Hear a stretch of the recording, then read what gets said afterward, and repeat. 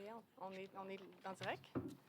Ben, bonsoir, on va commencer. Je pense qu'on va commencer à l'heure. Je pense que c'est l'avantage des gens qui sont principalement en ligne, là. On n'a pas besoin d'attendre que la file de gens rentre dans la salle. Ben, bonsoir tout le monde. Merci beaucoup d'être présent. Je suis Gabrielle Anctil. Je vais modérer ce soir le débat de la Coalition Mobilité active de Montréal. On a autour de la table Julien Kakpovi, oui, c'est ça. Bon, j'avais peur de l'avoir inversé. De Mouvement Montréal, Guillaume Lavoie de Ensemble Montréal et Marianne Giguère de Projet Montréal. On comprend que c'est une élection qui se passe à Montréal, en tout cas, là, selon le nom des partis. Avant toute chose, j'aimerais reconnaître que le lieu où le débat se déroule ce soir est un territoire autochtone, lequel n'a jamais été cédé. Je reconnais la nation Ganyun-Geaga qui, comme gardienne des terres et des eaux sur lesquelles nous nous réunissons aujourd'hui. Tiohtià:ke, ou Montréal, est historiquement connu comme un lieu de rassemblement pour de nombreuses Premières Nations et aujourd'hui, une population autochtone diversifiée ainsi que d'autres peuples y résident. Et c'est dans le respect des liens avec le passé, le présent et l'avenir que je reconnais les relations continues entre les peuples autochtones et les autres personnes de la communauté montréalaise. Alors, comment ça va fonctionner ce soir? Bien, merci d'abord à tout le monde aussi qui est présent et présente avec nous dans la salle, en ligne. Force est de constater que la mobilité active est désormais un enjeu d'importance, non seulement dans le cadre des élections municipales à Montréal, mais aussi dans le quotidien pour un bon nombre de gens. On note que le nombre d'adeptes de la mobilité active dans les rues de la ville ne fait qu'augmenter chaque année. En fait, la mobilité active est aujourd'hui bien plus qu'un loisir. Été comme hiver, il y a des milliers de personnes qui se déplacent à pied et à vélo pour se rendre au travail, à l'école, etc. Et les avantages de ce choix sont nombreux pour la santé physique et mentale, l'environnement, la qualité de vie de la ville et bien d'autres, j'en passe. Dans les prochaines 2 heures, on va discuter des propositions des partis en lice pour inciter de plus en plus de gens à adopter ce mode de vie. Bon, pandémie oblige, je rappelle que ce débat est diffusé en direct sur Facebook, donc bonjour aux gens qui nous écoutent de la maison. Pour celles et ceux qui se trouvent dans la salle, maintenant que vous êtes assis et assises, vous avez le droit d'enlever votre masque, mais vous devez le remettre à chaque fois que vous vous déplacez dans la salle. Et tout le monde est invité à participer à une conversation sur les réseaux sociaux avec le mot-clic hashtag débat mobilité active en un mot. On a invité ce soir à participer à ce débat des représentants et représentantes qui présentaient en date du 28 septembre une candidature à la mairie ainsi que des candidatures dans un minimum de 33 des arrondissements de Montréal. Je le précise parce qu'il y a, si vous allez consulter la liste là, du nombre de gens qui se présentent à la mairie de Montréal, il y a beaucoup de gens. Ça n'aurait pas rentré là, avec la distanciation sociale dans toute la pièce. Malheureusement, faire des choix. Le débat va être divisé en 3 blocs. Premier bloc, crise climatique. Second bloc, infrastructure et sécurité. Et le troisième bloc, accessibilité. Dans chacun des blocs, on va poser 2 questions auxquelles chaque intervenant va avoir l'opportunité de répondre. Et chaque question va être suivie d'une période de discussion libre là, en forme de débat. Et ensuite, on va avoir une période de questions avec les questions qui ont été soumises par les personnes, les membres du public au moment de leur inscription. On va pouvoir prendre des questions dans ce choix-là. Alors, je vais commencer par parole à nos candidats et candidates pour leurs mots d'ouverture. Donc, on va aller de la droite vers la gauche, là, comme ça. L'ordre de parole tout au long du débat a été décidé de façon aléatoire. J'ai pigé des petits noms il y a quelques minutes, en présence de chacun des candidats. Alors, je vais inviter M. Kakpovi à débuter. Vous avez, attendez, 2 minutes. Vous avez le compte juste là. C'est à votre tour. Merci beaucoup. Bonjour à tous et bonsoir à tous également. On peut dire les deux. Et j'espère que vous allez bien. C'est mon premier débat politique. Et ça, je pense que vous devrez comprendre pourquoi. C'est pour la première fois que nous avons une force politique qui se positionne entre 2 perspectives. Il y a une perspective de non-consultation des gens avant de faire des actions. Et il y a une perspective de faire des annonces avant d'agir. Nous sommes Mouvement Montréal. Et comme vous le savez, je m'appelle Julien Kakpovi. Je suis candidat à la mairie d'arrondissement de Villeray, Saint-Michel, Parc Extension. Merci. Monsieur Lavoie. Pardon. Alors, bonjour tout le monde. merci beaucoup à la Coalition Mobilité Active pour avoir organisé ce débat-là. Merci beaucoup pour l'animation, Mme Anctil. Monsieur Clavier, merci. Mme Giguère, heureux de vous retrouver. Et vraiment, je pense que le thème du premier bloc est particulièrement bien choisi quand vous dites crise climatique. Dans les 3 fondamentaux de la plateforme d'Ensemble Montréal, il y a un de ces 3 fondamentaux-là, la crise climatique. Alors, c'est absolument important. Et lorsque l'on parle de mobilité active, bien sûr, il y a un focus majeur sur le vélo, mais ça doit et ça reste plus vaste que ça. Bien sûr, il y a les cyclistes, mais il y a surtout les piétons. Et en trame de fond, ce qu'on ne peut pas ignorer jamais, c'est tous les déplacements qui ne sont pas de l'auto-solo, qui deviennent eux-mêmes des catalyseurs de la mobilité active. Et pour moi, ces 3-là doivent être pensés ensemble, que ce soit au niveau des politiques publiques, au niveau du financement, des aménagements, puis le développement d'une certaine culture de mobilité active, une culture qui doit être encouragée, poussée, discutée, vécue auprès de plein de clientèles. D'abord les enfants, les camionneurs, les commerçants, les utilisateurs, qu'ils soient piétons ou vélos. Et au-delà de tout ça, ce qui va vous être présenté ce soir ici, il faut peut-être se détacher d'une certaine rhétorique tronquée, qui, je pense, est nuisible pour le débat sur le vélo, qui est comme s'il y avait un parti et un plan pro-vélo et que toute alternative, tout ce qui serait à côté serait anti-vélo. Ensemble Montréal va vous présenter un plan très clair avec 3 fondamentaux plus 2. Sécuriser, encourager, développer, et on parlera aussi de véloconomie et de vision zéro. Merci. Merci beaucoup. Madame Giguère. Merci beaucoup. Merci à toutes et à tous ici et chez vous. Merci à mes 2 collègues qui participent à ce débat ce soir. Moi, je suis du parti Projet Montréal. C'est un parti, je pense, qui a toujours été très constant dans sa vision, dans ses valeurs. Durant les 4 années où on a été dans l'opposition à l'Hôtel de Ville de Montréal, on a maintenu ces valeurs-là. On les a mises en application dans les arrondissements où on était au pouvoir. Et depuis 4 ans, on est encore une fois très constant, à la fois dans la parole et dans le geste. Dans le sens où la mobilité active est au cœur de nos préoccupations de façon transversale quand on intervient sur la rue, sur la ville, sur l'urbanisme, comme évidemment, les gestes, comme le sont tous les gestes qu'on doit poser en fonction de la crise climatique, de la transition écologique. Pour nous, la mobilité active, c'est vraiment un outil, une clé pour la bonne santé de Montréal, pour la bonne santé de sa population, pour la santé de son réseau routier, pour la santé de son environnement, pour la santé de son économie, pour la santé de son attractivité même. Et je pense que notre bilan jusqu'à maintenant est vraiment une démonstration assez claire qu'on est conséquent avec cette position-là. Quand on fait des projets de vélo, on travaille non seulement pour donner plus d'espace aux cyclistes, mais ça bénéficie à tout le monde sur la rue. L'espace est mieux redistribué, la vitesse est diminuée, les piétons sont plus confortables, les automobilistes aussi sont davantage en sécurité. Et quand on parle de notre sérieux, on parle aussi du bureau de la Vision Zéro qu'on a créé et qui nous aide, qui nous porte avec ses experts à prendre les meilleures décisions, à poser les meilleurs gestes. Merci. Je vous invite tous les 3 à parler un petit peu plus proche de votre micro, juste pour être certaine que les gens à la maison vous entendent bien. Là, vous pouvez vraiment quasiment le manger. Là. Il est désinfecté. Bien, ça nous amène justement au bloc 1, donc sur la crise climatique. Bien, au Québec, là, je ne vous apprends rien, les transports continuent de grosse source d'émissions de gaz dans la province, selon un rapport du gouvernement fédéral paru au mois d'avril dernier.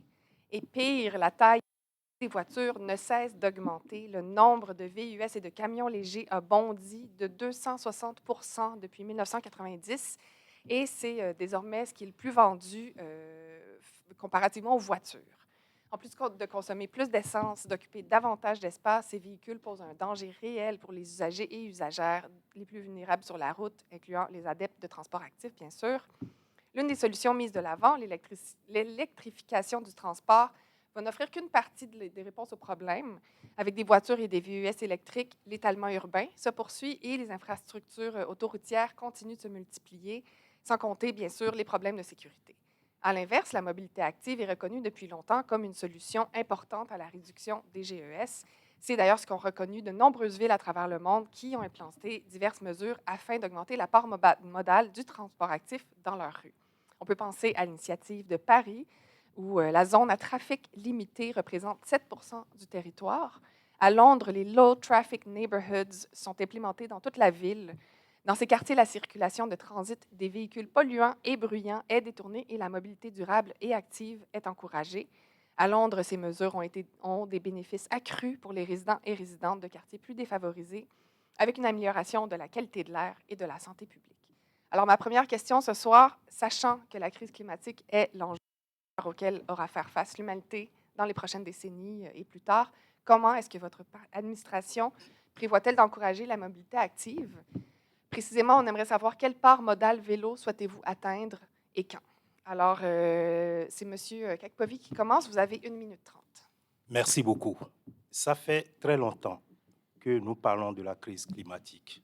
Et ça fait très longtemps qu'il y a des politiciens qui ne pensent pas réellement comment aborder le sujet de façon concrète.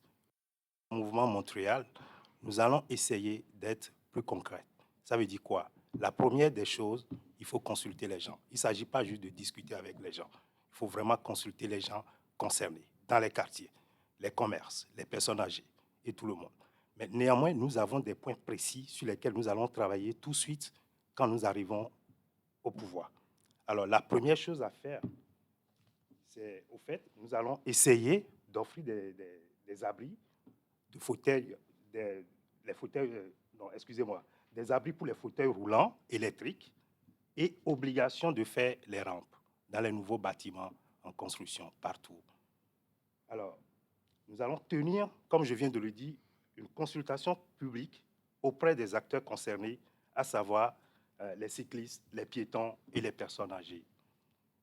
Et nous allons relier les pistes cyclables qui sont déjà faites entre elles. Ça, il faut le faire. Mais également, nous comptons remédier au problème de stationnement généré par l'augmentation des pistes cyclables. Parce que vous savez très bien que nous avons besoin de stationnement pour nos commerçants. Il faut accommoder tout le monde. Nous avons besoin des autres parce que les commerces, ça nous permet de régler des problèmes d'emploi. Il y a plusieurs jeunes qui sont sans emploi aujourd'hui, malgré la crise d'employabilité. Alors, nous allons également élaborer un plan cyclable qui prenne en compte la distance parcourue en transport en commun ou voiture de moins de 5 km. Merci, c'est tout votre temps. Vous allez Okay, pouvoir... et après, dans la période de débat, alors c'est à M. Lavoie que je cède la parole. Merci. Vous avez cité 2 enjeux qui sont clés, mais qui pourraient s'opposer si on ne les pense pas bien. On réfléchit uniquement en termes d'émissions de GES. C'est vrai que l'électrification des transports est peut-être ce qui semblerait être une solution rêvée. Ceci étant, l'électrification des transports, c'est la bonne réponse à la mauvaise question. Ça ne règle pas nos enjeux de mobilité comme tel. Si demain matin, on changeait tout le parc de véhicules pour des véhicules électriques, ça ne réglerait pas le problème de l'espace qu'occupent les véhicules sur le terrain. Et c'est là la clé. Et c'est pour ça que pour nous, en haut de la logique pour penser la mobilité durable, c'est la réduction du nombre de déplacements en auto solo. Et ça permet de libérer, notamment par un véritable plan de véhicules en libre-service, de covoiturage, parce que 95% du temps, les voitures sont stationnées. Si je suis capable de créer des besoins pour des capacités d'abandonner des trajets, d'abandonner des véhicules, je vais libérer de l'espace, ce qui va énormément faciliter la capacité de mettre en place des infras de mobilité durable. Alors, tout est lié et ça commence par ça. L'autre chose, c'est qu'il faut tenir compte, tous les quartiers ne sont pas égaux entre eux. Le patrimoine bâti, le taux de motorisation, la manière dont c'est construit, c'est pour ça qu'il ne peut pas y avoir une seule réponse en fonction de tous les quartiers. Et donc, tous les moyens sont bons, toutes les approches sont bonnes du moment qu'on répond à la diminution du nombre de transports en auto solo. Merci. Merci, Mme Giguère. Je ne saurais mieux dire. Tout ce que mon collègue vient d'énoncer, c'est des très bonnes mesures.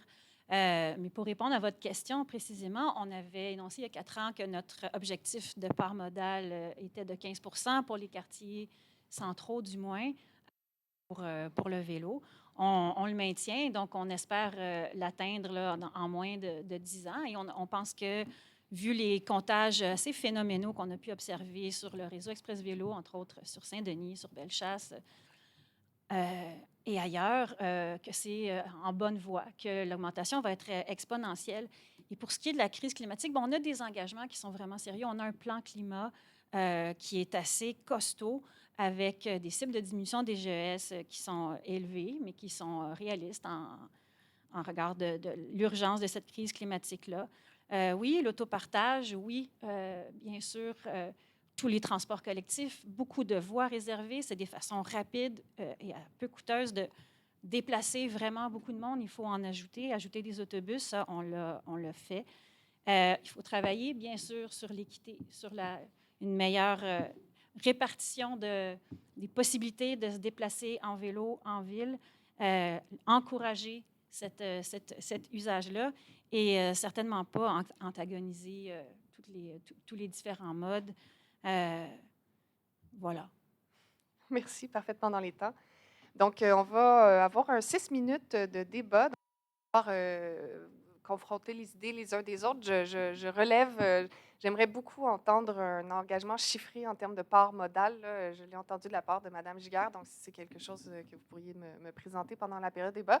Donc, c'est libre, je vous invite à discuter entre vous. Là. OK, je n'avais pas terminé la part modale. Ce que nous allons faire, au fait, on va donner la priorité à un système multimodal. On dit que c'est des infrastructures cyclables qui seront reliées aux stations de transport en commun. Vous donnez un chiffre comme ça, nous, on va faire des études. Donc, on va considérer les informations que nous avons par rapport à ce que veulent les citoyens, parce que nous, c'est les gens avant la politique. Donc, quand nous allons arriver au pouvoir, nous allons mener des études, nous allons consulter tout le monde pour avoir des chiffres clés et faire un plan qui tient la route. Là-dessus, vous avez raison, je n'en ai pas parlé directement, mais là, je pense qu'il faut en parler. Il y a un enjeu problématique des chiffres de la part modale. Que M. Coderre était maire, l'engagement en 2017, vers la fin du mandat, dans le plan vélo, était 15 dans les quartiers centraux, 15 de part modale en 15 ans. Ça nous amenait à peu près en 2032. Lorsque l'administration actuelle est arrivée en poste, c'est devenu 15 en 10 ans. Et même, Mme Giguère, vous avez donné une entrevue, dans vos premières entrevues, là, dans vos nouvelles fonctions, vous avez dit 15 en 8 ans. Là, je pense que je vous cite au texte, ça me semble tout à fait réaliste. C'est certainement ambitieux puis vertueux. La vérité, c'est qu'on est passé en 4 ans de 4 à 5 Et là, ce n'est pas qu'en soi, ça, c'est une mauvaise nouvelle. C'est une excellente nouvelle. Le problème, c'est qu'il n'y a personne qui est arrivé ni même proche de ces cibles. Alors, on peut se donner les cibles les plus vertueuses, puis certainement qu'on ne va pas reculer sur le 15 mais il n'y a personne à date, dans les 2 dernières administrations, qui est arrivé proche de ça. Alors, on a énormément de travail à faire. Et ce n'est pas l'engagement du chiffre le plus gros qui donne l'impression de l'engagement le plus sérieux. Mm-hmm. Ceci étant, maintenant, nous, c'est très clair, c'est sécuriser tout de suite, encourager auprès de tous les utilisateurs potentiels, et même les commerçants, entre autres, qu'on laisse de côté beaucoup. Moi, je suis prêt à plaider, je parle de la véloéconomie depuis longtemps, je vais plaider qu'on doit parler de vélo avec les commerçants, dans leur langage à eux, et par la suite, développer correctement. Il y a un problème de légitimité. C'est très difficile de développer des infravélos. Mme Giguère en a fait plusieurs. Il faut reconnaître ça, ce n'est pas facile. Mm-hmm. Mais il faut prendre le temps de développer la légitimité. Moi, j'ai l'humilité de mes convictions. C'est-à-dire, je sais ce que je crois, mais je considère que ça se peut que je n'ai pas parfaitement raison. Je considère comme légitime quelqu'un qui ne soit pas parfaitement d'accord. Je considère comme légitime quelqu'un qui soit en désaccord. Et dans mon expérience passée, je vais passer beaucoup plus de temps avec les gens qui ne sont pas d'accord avec ce que je veux faire qu'avec les gens qui sont d'accord. Mm-hmm. Et c'est peut-être là la grande différence dans l'approche.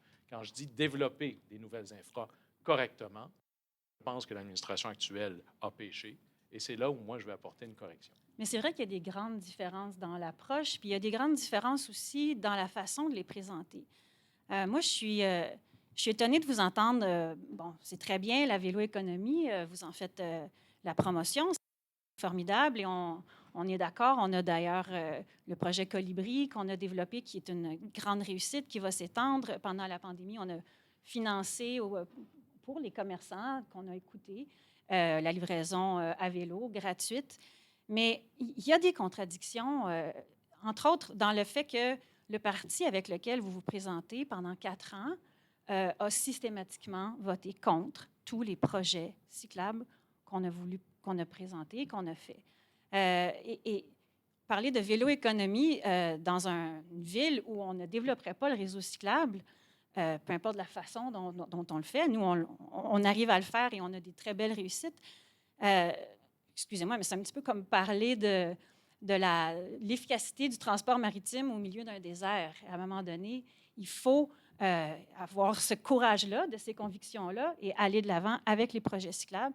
Si on vous avait écouté, le rêve sur Saint-Denis ne serait pas là en ce moment, alors qu'on a jusqu'à plus de 5000 passages par jour maintenant en certains points, et que, bon, je veux dire, qui n'a pas eu le plaisir de traverser une traverse à mi-bloc comme piéton, se lève et vient de m'en parler, je vais l'accompagner, mais on est vraiment ici c'est ça, dans une attitude qui est pétrie de contradictions, puis c'est un petit peu, c'est un petit peu difficile de vous croire. Oui, c'est ça. C'est toujours le même discours. C'est toujours les mêmes. C'est toujours les mêmes discours. Nous n'avons pas besoin d'idéologie pour prendre une décision qui va impacter le physique des gens. Faire du vélo, c'est naturel. C'est comme marcher. On n'a même pas besoin de parler pour tracer nos rues comme il faut et les adapter à la réalité des gens qui y vivent. Est-ce qu'on a besoin de se confronter en conviction ou en idéologie pour décider des chiffres? Non. Nous devons encourager de toute façon de pédaler le vélo parce que ça fait du bien au corps.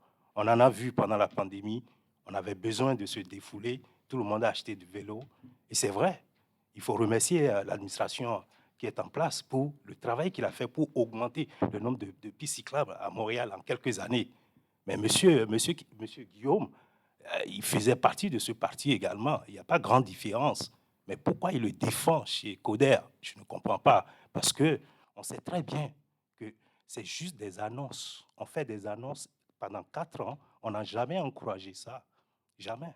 Il a fallu que Plante arrive, que tout le monde maintenant donne des chiffres et des convictions à pédaler le vélo. Nous, dans notre parti, des gens pédalent, des gens marchent, ils dansent, ils parlent.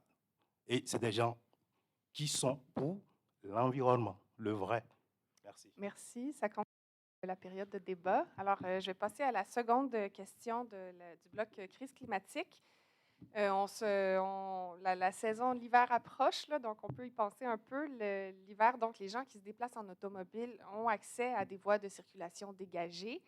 À l'opposé, le déneigement des trottoirs et des pistes cyclables présente un enjeu majeur de sécurité, particulièrement pour les gens qui ont des problèmes de mobilité. Alors, la question: comment est-ce que vous prévoyez garantir aux usagers et aux usagères les plus vulnérables, donc les piétons et les cyclistes, une qualité de chaussée similaire à celle offerte aux automobilistes en hiver comme en été, dans le but d'encourager, on parle de la part modale depuis tantôt, là, d'encourager et sécuriser la pratique de la mobilité active toute l'année pour une part modale augmentée à l'année. Alors, le même ordre que la question précédente, donc M. Kakpovi. Alors, pour nous, comme j'ai dit, nous sommes un parti pragmatique. Nous allons faire, nous allons faire une étude pour savoir s'il serait possible de chauffer les surfaces de pistes cyclables avec la géothermie. Vous savez, nous sommes à Montréal. C'est l'une des villes les plus avancées en termes d'éducation universitaire, les nouvelles technologies. Nous sommes capables d'inventer, nous sommes capables d'innover. Aujourd'hui, il y a déjà des pays où on teste déjà les panneaux solaires pour construire nos rues. Pourquoi ne pas le faire ici? Donc, nous allons mener ces genres de recherche avec tous les cabinets d'experts qui existent ici à Montréal pour pouvoir voir quelles sont les possibilités que nous offre les nouvelles technologies pour pouvoir faire avancer la façon dont nous vivons ici à Montréal. Ce n'est pas trop différent de la Suède, vous savez. Il y a beaucoup de choses qui se passent là-bas. Merci. Merci. Merci. D'abord, vous avez raison. Pour nous, il n'est pas question Pour les changements climatiques, la clé, c'est l'adaptation. Et Montréal, qui était une des grandes villes les plus enneigées du monde, va vivre un enjeu qui va être extraordinairement difficile pour les opérations municipales au premier niveau, ce qu'on appelle le core business. C'est qu'il va y avoir de plus en plus de gel et de dégel.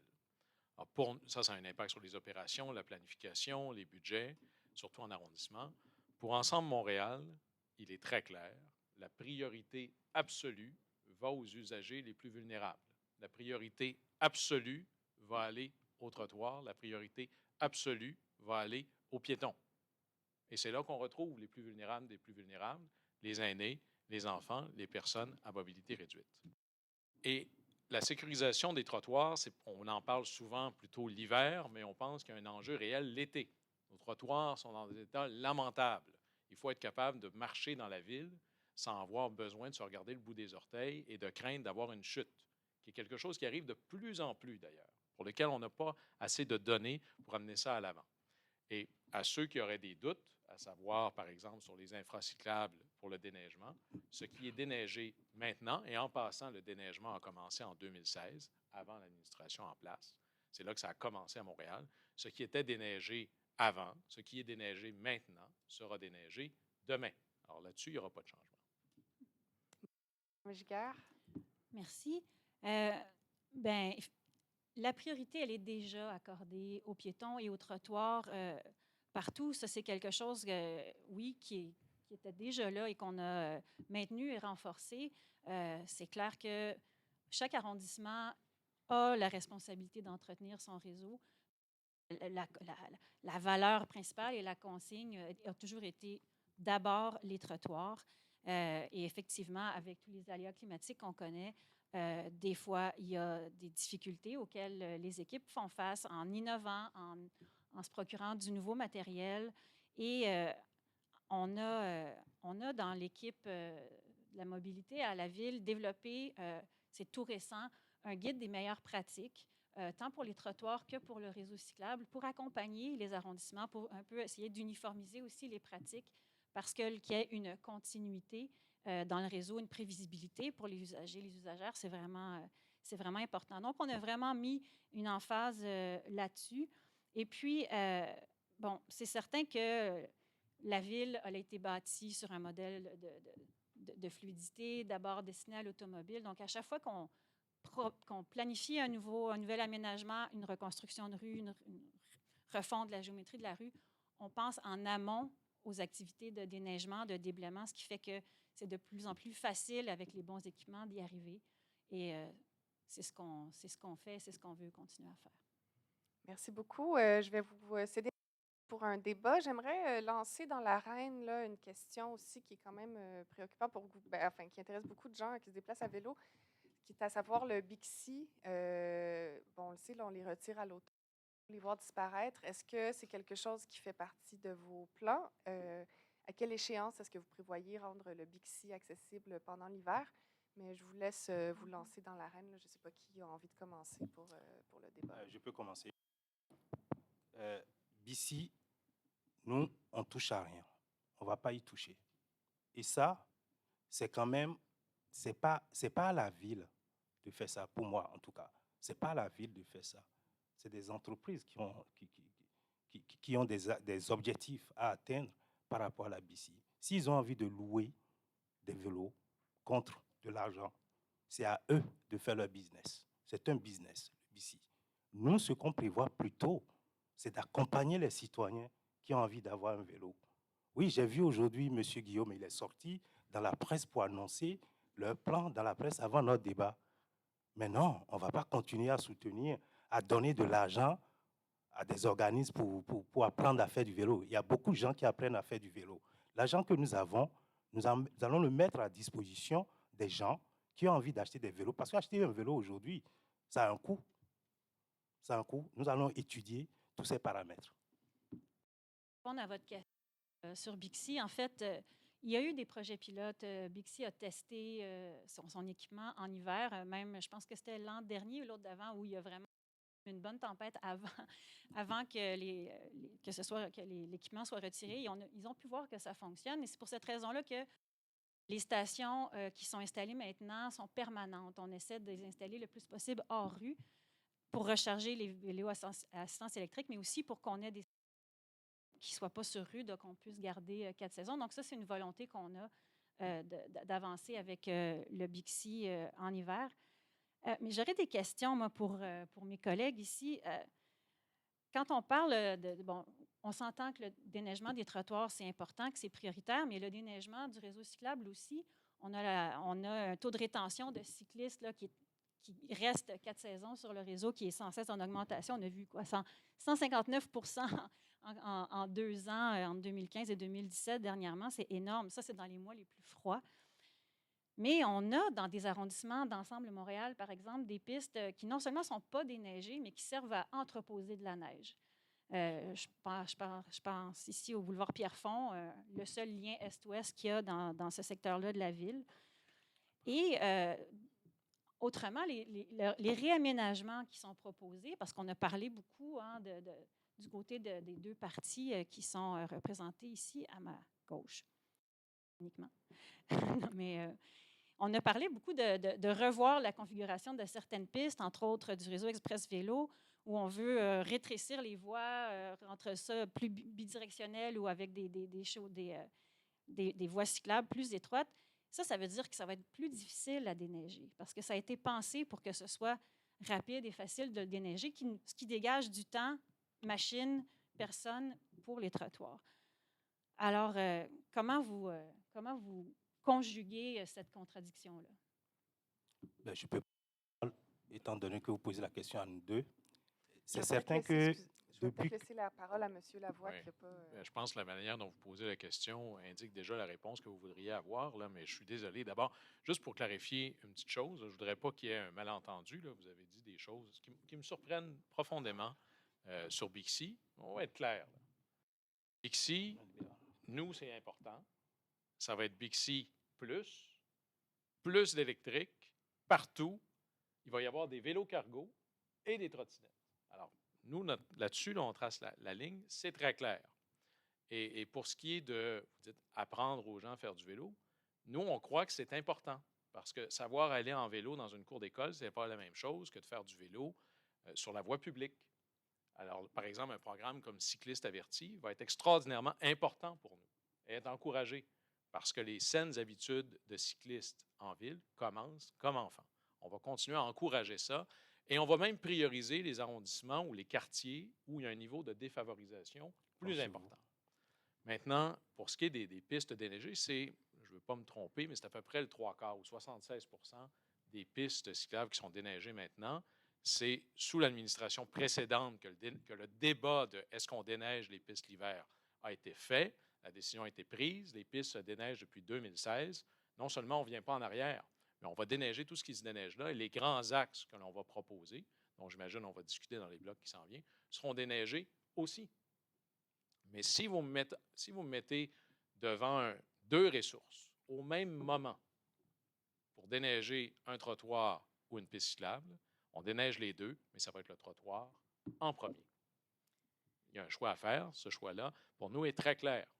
Je pense qu'on déneige tout, mais la priorité absolue sera au trottoir. Et il n'y a pas là-dedans de contradiction fondamentale, à savoir est-ce que ça veut dire qu'on est pour un ou pour l'autre.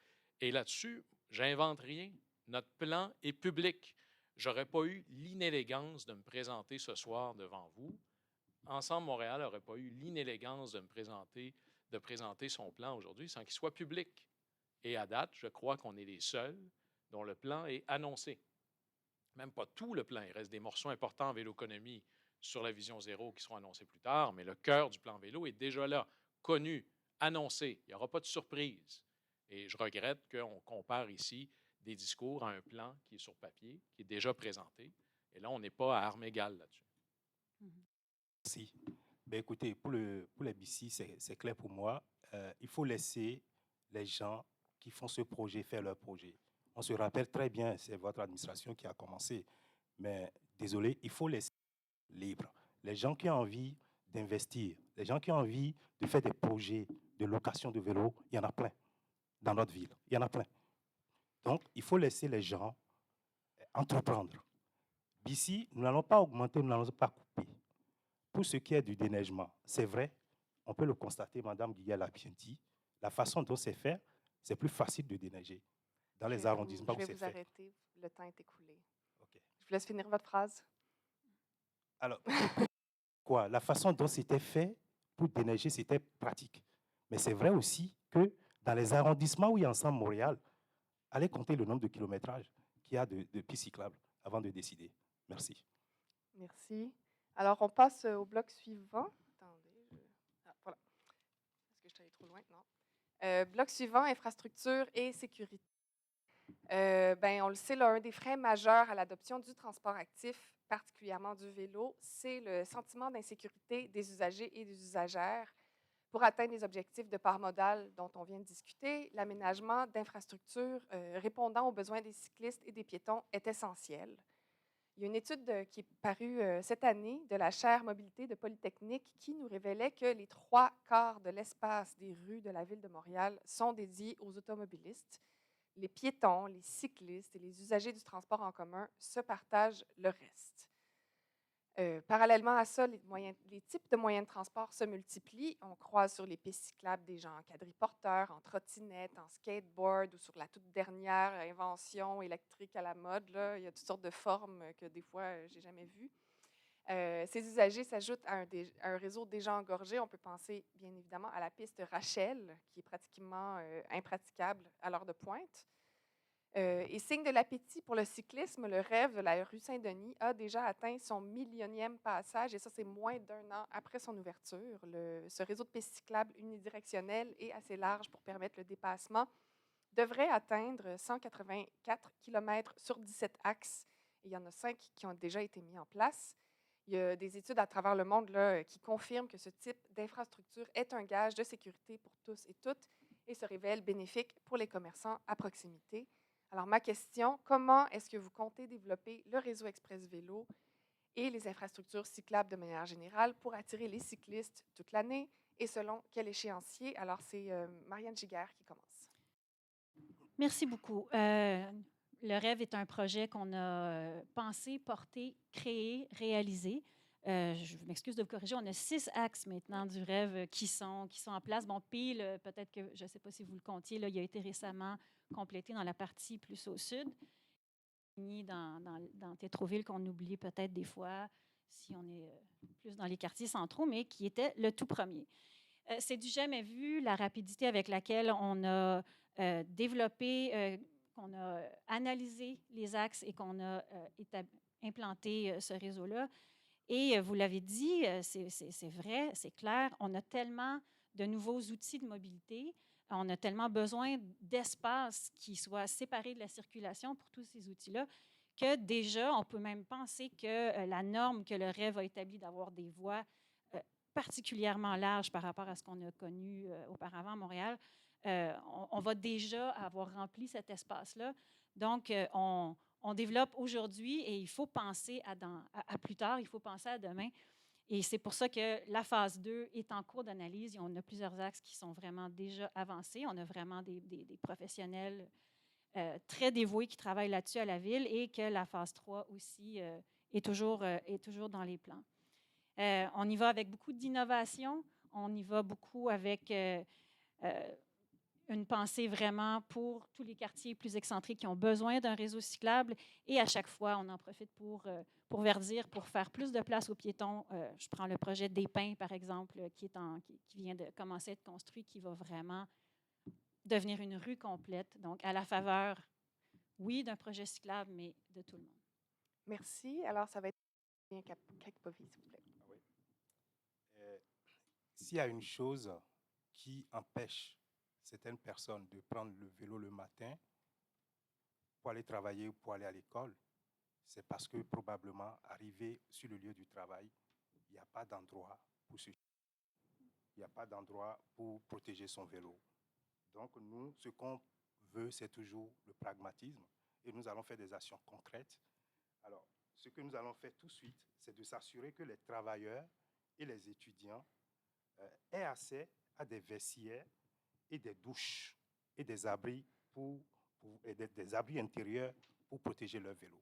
Ça, c'est vraiment des actions que nous allons initier tout de suite quand nous allons arriver au pouvoir. Merci. Merci. Pardon, excusez-moi.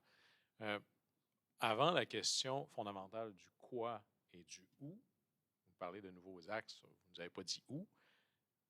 Nous, on croit que d'abord, il y a le comment. Et il faut créer un réservoir de légitimité, pas pour être d'accord, pour accepter que le processus de décision était légitime. La chasse, pour moi, est un cas triste, pas pour le résultat final, pour la manière dont on le fait. On consulte en disant il y aura certains stationnements d'enlevés. La réalité, c'était 800. Entre certains et 800, ce n'est pas la même chose, pas dans la tête du monde. Alors nous, pour développer de nouveaux grands axes fondamentaux, il va y avoir un standard mené par l'OCPM, des infos minimales à donner pour que les gens soient consultés, une durée minimale pour que les gens puissent répondre, un nombre de gens minimum pour que ce soit légitime et le quadrilatère sur lequel on doit faire porter la consultation. Maintenant qu'on aura établi un réservoir de légitimité clair, maintenant notre engagement est très clair. Le réseau actuel de fondamentaux, là, des rêves, sont conservés en totalité. Il n'y a qu'une modification sur une partie de Bellechasse où elle deviendra bidirectionnelle. Le reste va être de catalyser le réseau existant, notamment pour relier Saint-Denis au parc Frédéric-Bach, et le développement de nouveaux grands axes, est-ouest et hors-sud, dont, par exemple, le Marie-Clarac-Francon, qui vise notamment à désenclaver des quartiers trop souvent oubliés, Montréal-Nord et Saint-Michel. Frédéric, c'est bon. On peut, Allez-y, oui, on a 6 minutes de débat. Là, on a compris l'enchaînement. Mais le parc Frédéric-Bach est déjà relié au rêve par deux pistes cyclables qui ont été aménagées dans un de ces quartiers-villes récemment. Mais c'est une bonne idée, oui, de penser bien sûr, à connecter les grands parcs entre eux. C'est ce qu'on a fait d'ailleurs à la faveur. À la faveur, c'est pas bien choisi, mais pendant la pandémie, quand on a mis en place les voies actives et sécuritaires, on s'est dit, on a des Montréalais, des Montréalaises qui vont certainement passer leurs vacances en ville. Et on a eu un peu d'audace, beaucoup de créativité et de courage d'aller implanter rapidement, un peu en expérimentation dans certains cas, un très grand réseau cyclable pour connecter tous ces parcs-là. Mais ce n'est pas là que je voulais en venir. En fait, j'avais une question. Quelle était-elle? Je me demandais vraiment, dans les arrondissements qui ont été... Excusez-moi, est-ce qu'il nous manque... Pourquoi on est sur ce timer-là?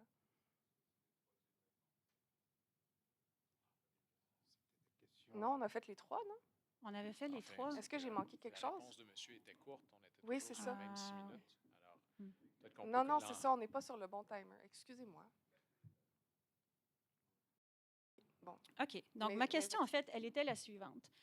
Nous, quand on planifie un réseau cyclable, d'abord, pour le rêve, on a consulté les gens, on a demandé de quoi on avait besoin. La consultation, elle a été vaste, à la fois en ligne, à la fois en atelier.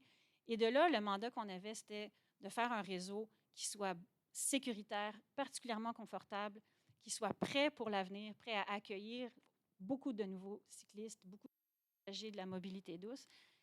Et on a donné le mandat aux professionnels, aux ingénieurs, à la ville, de nous rendre un aménagement qui remplisse ces normes-là, nouvelles, bonifiées, qui mettent un nouveau standard.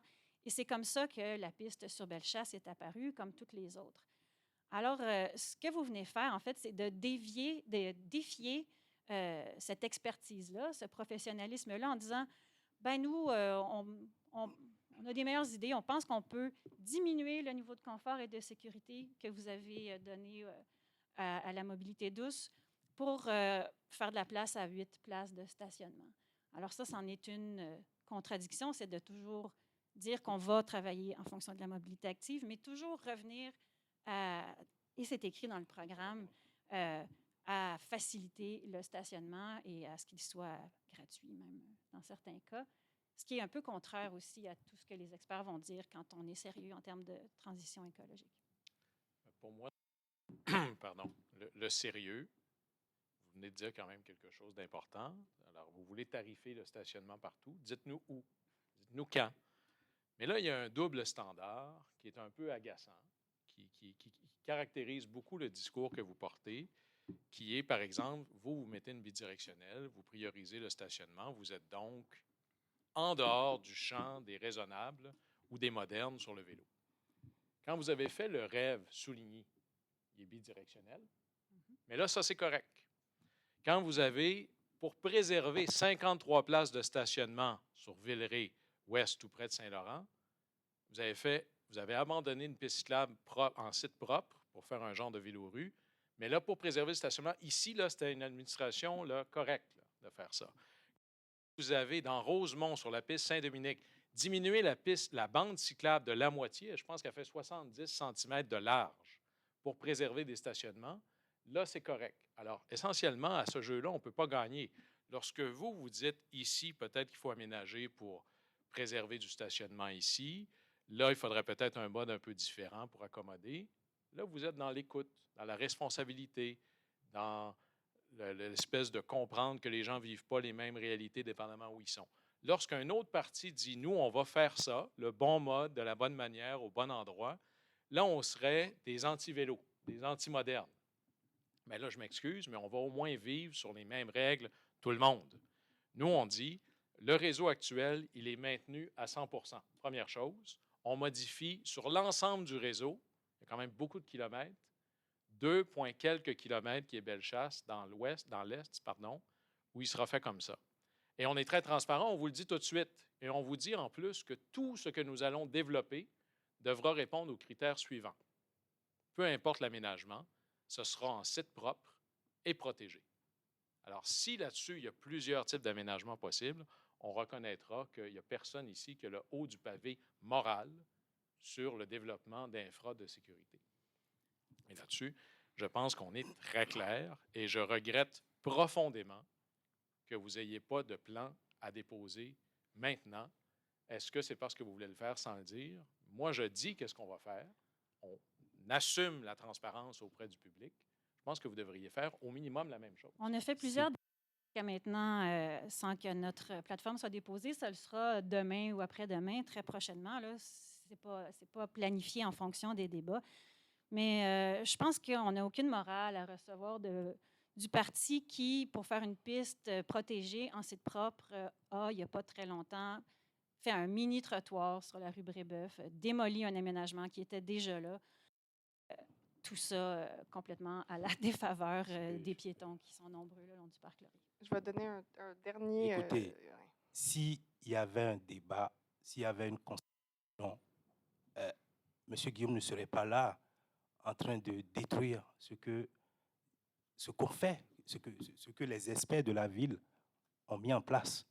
Nous, on ne touchera pas, au contraire. Essayer de ramener les autres arrondissements sur le même plan. Nous allons les accompagner à mettre en place